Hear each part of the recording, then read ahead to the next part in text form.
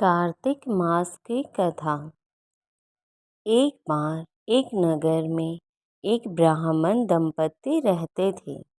वे दोनों प्रतिदिन 7 कोस दूर गंगा और यमुना नदी में स्नान करने जाते थे।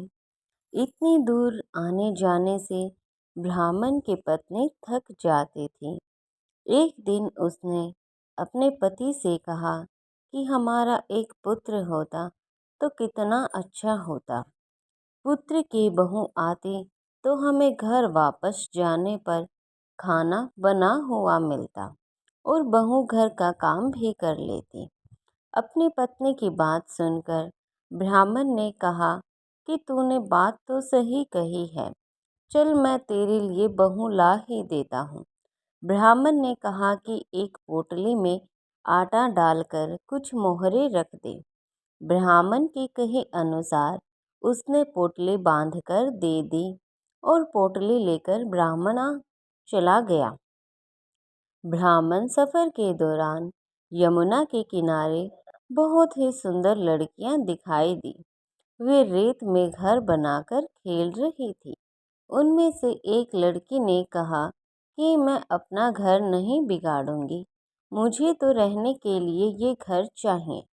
लड़की की बात सुनकर ब्राह्मण मन ही मन सोचने लगा कि बहू बनाने के लिए यह लड़की सही है। जब वह लड़की जाने लगी तो ब्राह्मण भी उसके पीछे पीछे उसके घर तक चला गया। वहां जाकर ब्राह्मण ने उस लड़की से कहा, बेटी कार्तिक मास चल रहा है, इसलिए मैं किसी के घर खाना नहीं खाता। मैं अपने साथ आटा लेकर आया हूँ। तुम अपनी माता से पूछो कि क्या वह मेरे लिए आटा छानकर 4 रोटी बना देगी। यदि वह मेरा आटा छानकर रोटी बनाएगी तो ही मैं रोटी खा लूँगा। लड़की ने जाकर अपनी माँ को ये सारी बातें बताई। माँ ने कहा, उचित है, जाकर ब्राह्मण देव से कह दो कि वह अपना आटा दे, मैं रोटी बना दूंगी। जब वह आटा छानने लगी तो आटे में से मोहरे निकले। वह सोचने लगी कि जिसके आटे में इतनी मोहरे हैं उसके घर में कितनी मोहरे होंगी। जब ब्राह्मण खाना खाने बैठा तो लड़की की माँ ने उस ब्राह्मण से पूछा, क्या आपका कोई लड़का है और क्या आप उस लड़की की सगाई करने जा रहे हो। यह सुनकर ब्राह्मण ने कहा कि मेरा लड़का तो काशी पढ़ने गया हुआ है, लेकिन यदि तुम कहो तो खांड कटोरे से विवाह करके तेरी बेटी को मैं अपने साथ ले जाऊं। लड़की की माँ ने कहा, ठीक है ब्राह्मण देव। इस पर लड़की की माँ ने लड़की की खांड कटोरे से शादी करके ब्राह्मण के साथ भेज दिया। ब्राह्मण ने घर आकर कहा, रामू की माँ दरवाजा खोलकर देख, मैं तेरे लिए बहू लेकर आया हूँ। ब्राह्मण की पत्नी भीतर से ही बोली, हमारे तो कोई बेटा बेटी नहीं है, तो बहू कहाँ से आए। दुनिया ताने मारती थी, अब आप भी मारने लगे। ब्राह्मण ने कहा, तू दरवाजा खोलकर तो देख। तब ब्राह्मणी ने दरवाजा खोला तो सामने बहू को खड़ी देखा। उसने बहू का स्वागत किया और आदर सत्कार से उसका गृह प्रवेश करवाया।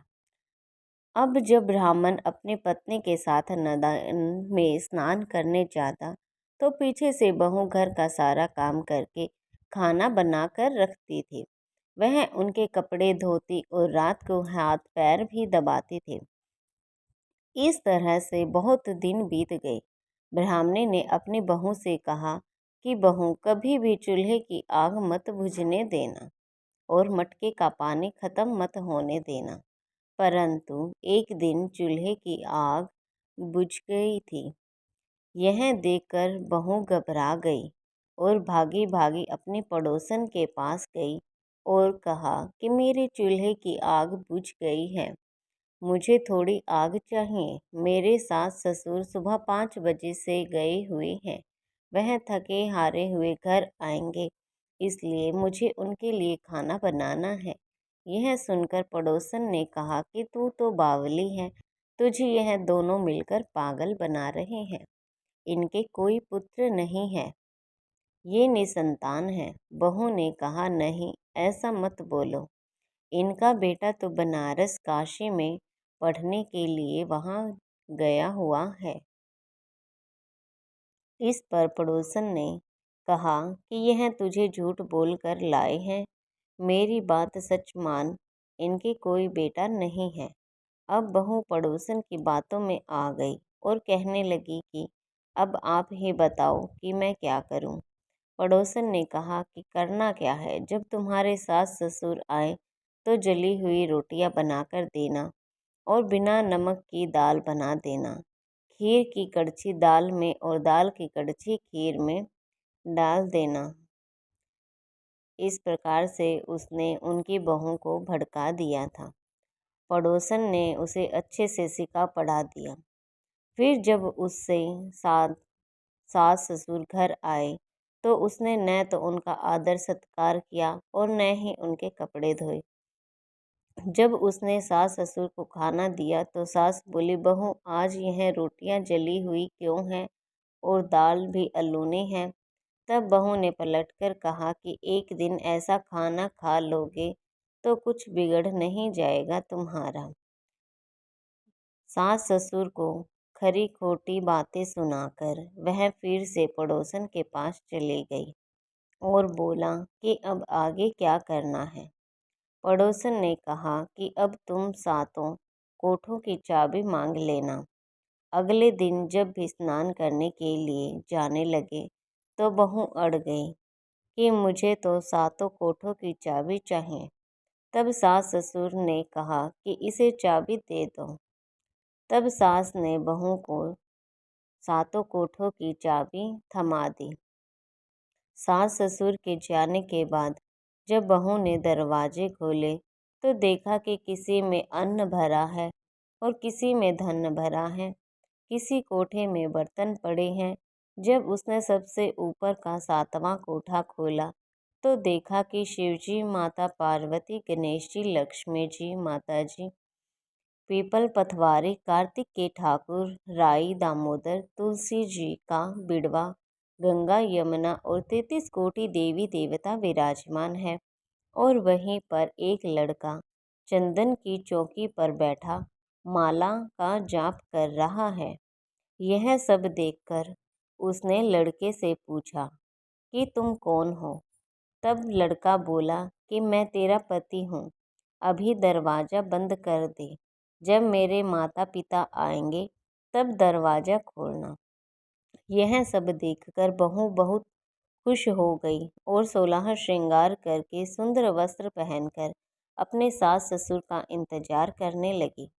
उसने अपने सास ससुर के लिए बहुत ही अच्छे अच्छे पकवान बनाए और उनका उचित सत्कार किया। जब उसके सास ससुर घर पर आए तो उनका आदर सत्कार किया और प्रेम पूर्वक खाना खिलाया और हाथ पैर दबाने लगी। पैर दबाते दबाते बहू ने कहा कि माँ, आप इतनी दूर गंगा यमुना स्नान करने के लिए जाती हो तो आप थक जाती हो, इसलिए आप घर पर ही स्नान क्यों नहीं करती। यह सुनकर सास कहने लगी कि बेटी, गंगा जमुना घर पर तो नहीं बहती। तब उसने कहा, हाँ माँ जी, बहती हैं, चलो मैं आज आपको दिखाती हूँ। जब बहू ने सातवां कोठा खोलकर दिखाया तो उसमें शिव जी, माँ पार्वती जी, गणेश जी, माता लक्ष्मी जी, पीपल पथवारी, कार्तिक के ठाकुर जी, राई दामोदर, तुलसी जी का बिड़वा, गंगा यमुना बह रही है और 33 कोटि देवी देवता विराजमान है। वहीं चौकी पर बैठा एक लड़का माला जप रहा है। माँ ने उसे देखकर कहा कि बेटा, तू कौन है। लड़का बोला, माँ, मैं तेरा बेटा हूँ। तब ब्राह्मणी ने पूछा कि तू कहाँ से आया है। लड़के ने जवाब दिया कि मुझे कार्तिक जी ने भेजा है। माँ ने कहा, बेटा, यह संसार कैसे मानेगा कि तू मेरा बेटा है। माँ ने कुछ विद्वान पंडितों से मदद मांगी। पंडितों ने कहा, इस पार बहू बेटा खड़े हो जाए और उस पार माँ खड़ी हो जाए। माँ ने चमड़े की अंगिया पहनी हो और छाती में से दूध की धार निकलकर बेटे की दाढ़ी मूछ भीगे और पवन पाने से गठजोड़ा बंधे, तब मानेंगे कि यह इस माँ का ही बेटा है। ये सब करने पर उसने ऐसा ही किया। उसकी सास ने चमड़े की अंगिया फट गई और छाती में से दूध की धार निकलकर बेटे की दाढ़ी मूछ भीग गई। पवन पानी से बहू बेटे का गठजोड़ बंध गया। यह सब देखकर ब्राह्मण और उसकी पत्नी की खुशी का ठिकाना ना रहा। जो तो यह थी कार्तिक मास की कथा। हे कार्तिक मास के ठाकुर जी, जैसे आपने ब्राह्मण और ब्राह्मणी को बहू बेटा दिया, वैसे ही सबको देना। कार्तिक मास की कथा कहने, सुनने और हुंकारा भरने वालों पर सब पर कृपा करना और सबकी इच्छाएं पूर्ण करना। तो वीडियो अच्छी लगी तो वीडियो को लाइक करना, शेयर करना और कमेंट में ओम नमो नारायण जरूर लिखना। और यदि चैनल पर नई है तो चैनल को सब्सक्राइब कर लीजिएगा। ओम नमो नारायण।